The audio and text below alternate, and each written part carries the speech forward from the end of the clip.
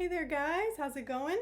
Thank you for joining me for today's story time as we read Extra Yarn, written by Mac Barnett, who is the author of President Taft is Stuck in the Bath and Paolo, Emperor of Rome, some of the other stories we've read together. He's a personal fave, and it's illustrated by John Clausen. Now, a fun fact is that Mac Barnett and John Clausen are really good friends in real life. John Clausen is also an author of children's literature, and the idea for this story came about when Mac Barnett, the author, came across an old sketch that John Clausen had drawn of a girl wearing a sweater made of yarn. And so that sparked the idea for this story, and we're going to find out what it's all about. Let's jump right in.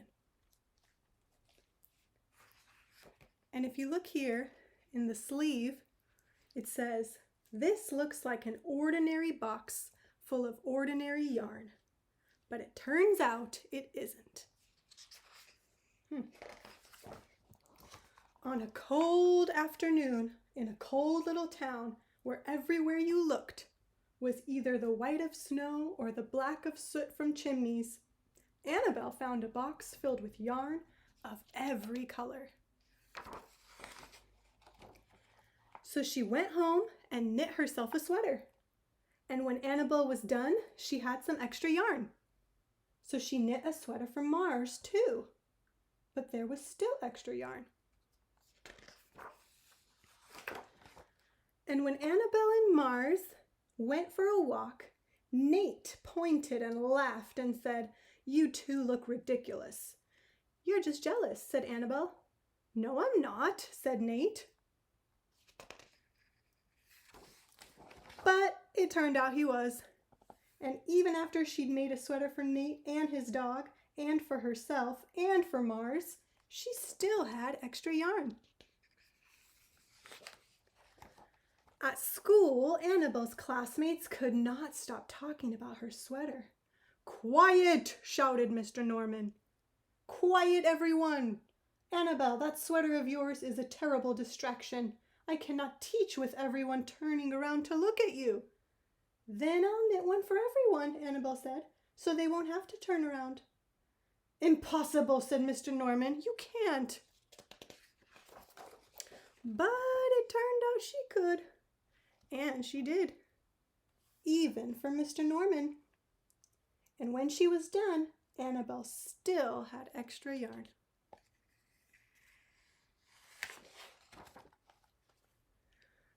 So she knit sweaters for her mom and dad, and for Mr. Pendleton and Mrs. Pendleton, and for Dr. Palmer, and for little Louie.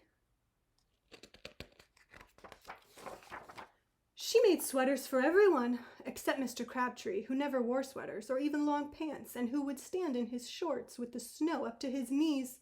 "No sweater for me, thanks," said Mr. Crabtree. So she made Mr. Crabtree a hat. And even then, Annabelle still had extra yarn. She made sweaters for all the dogs and all the cats and for other animals too.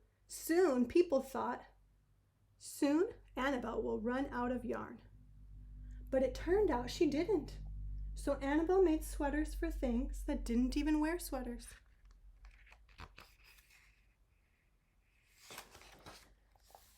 Things began to change in that little town.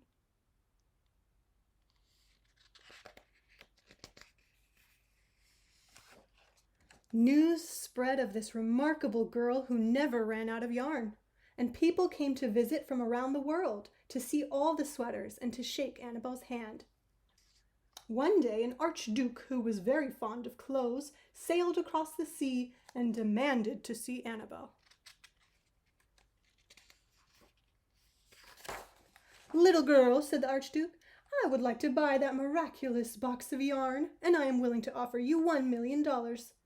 "No, thank you," said Annabelle, who was knitting a sweater for a pickup truck. The Archduke's mustache twitched. "2,000,000, he said. Annabelle shook her head. "No, thanks." "10,000,000, shouted the Archduke.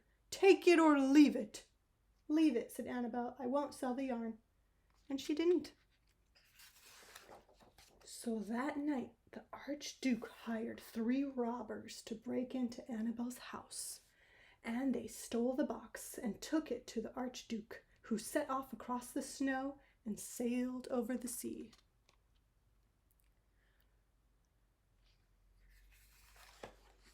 Back to his castle. The Archduke put on his favorite song and sat in his best chair.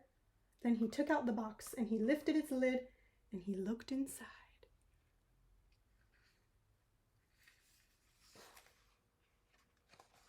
His mustache quivered, it shivered, it trembled. The Archduke hurled the box out the window and shouted, "Little girl, I curse you with my family's curse. You will never be happy again." But there's the box of yarn drifting across an ice glacier, all the way across the sea, back to Annabelle. And there she is with her dog Mars, ready to reclaim the box of yarn. But it turned out she was happy. And look at the tree, clothed in yarn by Miss Annabelle herself. And that is the end of that story, my friends. I love this story because it has such a magical feeling to it. And the first time I heard it, I was just so curious to find out, why did the Archduke not find any yarn in that box when he opened it? And somehow when it drifted back to Annabelle, once again, it was filled with the colored yarn. And I was so curious that I looked up the author talking about this story to find his answer. And turns out it really comes down to what you think. How come that box was filled with magical, colorful yarn for Annabelle, and it turned out empty when the Archduke stole it?